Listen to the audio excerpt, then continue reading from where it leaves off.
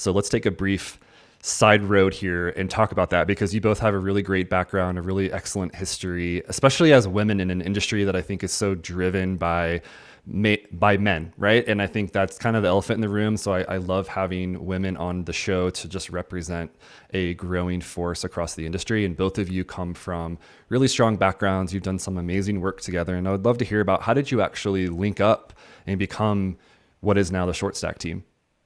Yeah, absolutely. Thanks for kicking that off, Chris. So my background, I've been a real estate developer in the Portland area for about 16 years now. The first almost half of that, I was pretty focused on developing regulated affordable housing development. So that's low income housing tax credits, HUD sources, USDA RD sources for nonprofit and for-profit ownership. Loved that work, learned a lot along the way, and just was really drawn into community-focused development work. I pivoted into commercial real estate development for a family office in Portland. Beam Development for a while, was director of development there, doing mixed use, fun retail office projects, hospitality in Portland's Central East Side.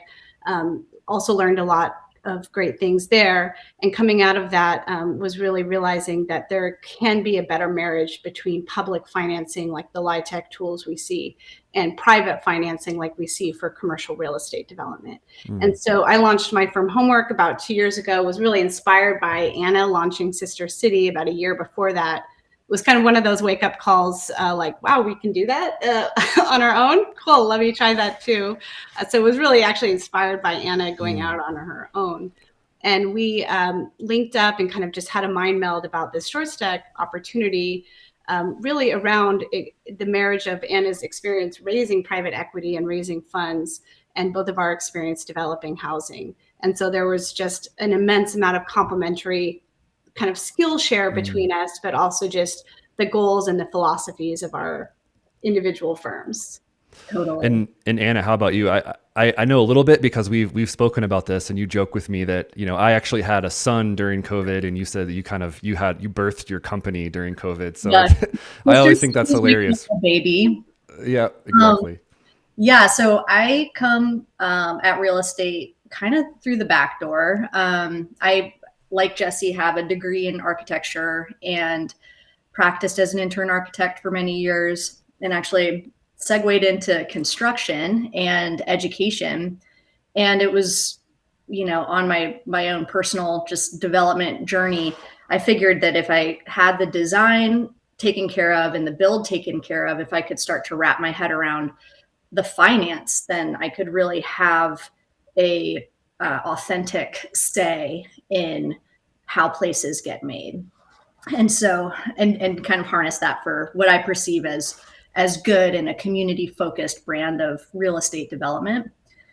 So I linked up with Kevin Kavanaugh at Guerrilla Development in 2013 and was the director of development there for about 7 years before starting Sister City, but really cut my teeth on some kind of creative financing structures, some of the first crowd investing for new construction in the country, experimenting with what I would call internal subsidization in mixed use buildings, where market rate units offset deeply affordable units. And Sister City kind of was taking that to the next level. And this is, you know, kind of a slide showing some of the cool projects Jessy and I have had the opportunity to work on and to co-develop.